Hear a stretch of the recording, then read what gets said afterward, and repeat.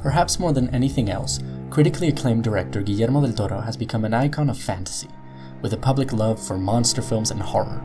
His films reflect that too, with most of them including either a monster, fantasy elements, horror, or all three. Del Toro's most recent film, The Shape of Water, reflects that. It's a reinterpretation of the Beauty and the Beast story with the Gill Man from Creature in the Black Lagoon, set in the Cold War.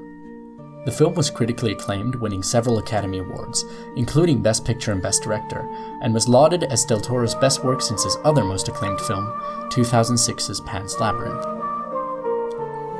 Yet, to me, there's always been an aspect of the film that doesn't quite work, and that prevents it from reaching the same heights as Pan's Labyrinth. And in this video essay, I'm going to tell you why.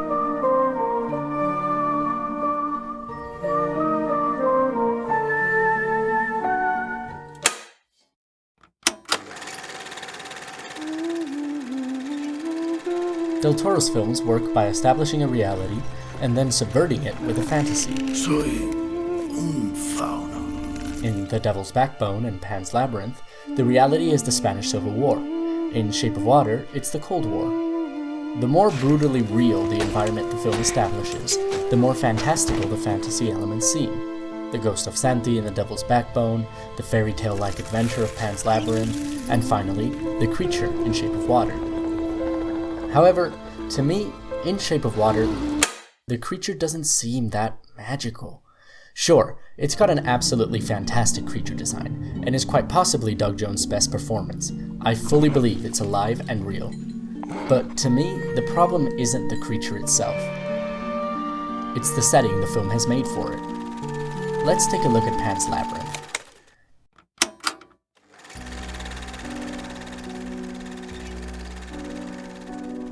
The reality of the film is set at the tail end of the Spanish Civil War, with stern Franquist Captain Vidal hunting down the remnants of the Republican fighters hiding in the hills. The fantasy element comes in when the Faun sends Ophelia on a quest to reclaim her role as princess of a fairy kingdom, having to go through 3 dangerous trials.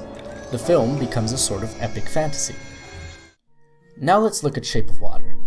On paper, the reality versus fantasy subversion works.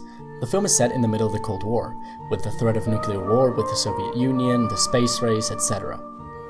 Our protagonist, Eliza, works at a facility that's infiltrated by a Soviet spy, and commanded by a strict, racist military man, Colonel Strickland.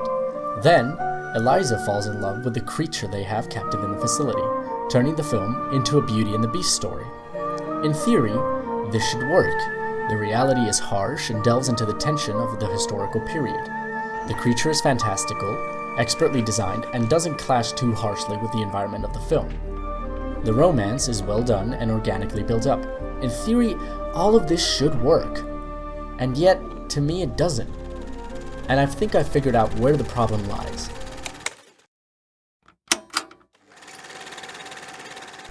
The structure. In Pan's Labyrinth, excluding the opening prologue, the first 20 minutes of the film are a historical film. We meet young Ophelia as she's moving to the house in the mountains, where her new stepfather, Captain Vidal, is hunting the leftover rebels of the Spanish Civil War. Then, at about the 20-minute mark, the fantasy elements come in with the fairy creatures, and the Faun sending her on a quest. But think about what we've seen up to this point. We've established the stern and militant attitude of Captain Vidal, set on taking care of the rebel stragglers. We've established that the only doctor in town, Dr. Ferreiro, is helping the maid Mercedes to support the rebels. Ophelia's mother is heavily pregnant and in poor health, and we get a glimpse of the consequences the rebels will have when Captain Vidal murders a father and a son captured in the hills, only to discover that they were only hunting rabbits. The film sets up a harsh and brutal environment, steeped in the realism of the historical setting. Ophelia, a lover of fantasy stories and fairy tales, is placed in the exact opposite, the remnants of a nation's war against itself, where fear and suspicion reign supreme. The fantasy subversion of Pan's Labyrinth works so well because the film has taken its time to establish the brutal nature of the reality it's set in. But, in Shape of Water, the introduction of the creature comes in much sooner than in Pan's Labyrinth, clocking in at around 11 minutes. Keep in mind, both films have a 2-minute long prologue. So not only is Shape of Water devoting less time to establishing its reality, with about half the amount of time dedicated to it than Pan's Labyrinth, but let's look at what it actually establishes. Most of the time is introducing us to our protagonist, Eliza. Eliza is a mute who lives in a small apartment above a movie theater. She has a rigid schedule, and she cooks food for her closeted artist neighbor Giles. She works as a cleaner at the facility mentioned earlier, and is close friends with her coworker Zelda. This is pretty much all we learn about the reality of the film before we introduce the creature, and that could be alright if the reality was, well, real. Eliza's world is already too ethereal, the tone is too fantastical. I love Alexandre Desplat's score, but it's too whimsical at times. Eliza's apartment and the way she lives is just too magical. Her life is already odd, and for lack of a better word, aesthetic. The set design, music, and cinematography are, in my opinion, gorgeous, but they add this whimsical tone to the opening that already makes it seem fantastical. The problem is, later on, the film does have all the elements it needs. It has a militant and harsh commander like Captain Vidal, it has a Soviet spy working for the enemy, adding to the realistic tension, it has the Cold War setting, we see the outside world, we see the lives and realities of the other characters, such as the life of the spy, or how Giles is constantly put down by the homophobic environment that he lives in. The problem is, most of these elements are introduced after the creature. Strickland's first appearance is right behind the creature's introduction, so is the Soviet spy. The film can't subvert its reality with a fairy tale because it tries to establish the reality after the subversion has already taken place. Thus, it doesn't work as strongly. If it wanted to subvert its reality more harshly, elements like Giles' closeted nature or characters like Strickland should have been introduced earlier. To subvert a reality, the audience has to know that reality. Shape of Water starts with an already ethereal tone and world, and then retroactively tries to harshen that world to one we'd know. The beats are there, they're just in the wrong order.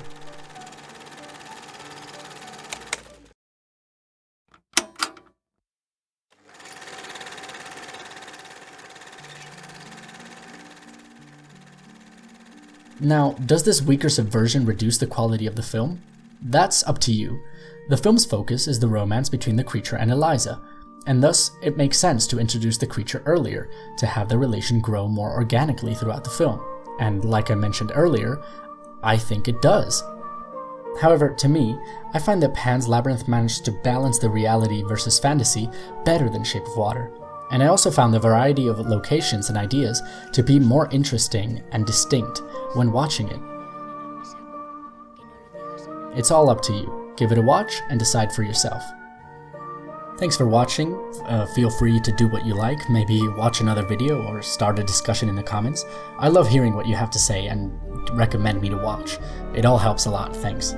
Thanks for watching everyone, feel free to do what you like, maybe watch another video or start a discussion in the comments. I love hearing what you have to say.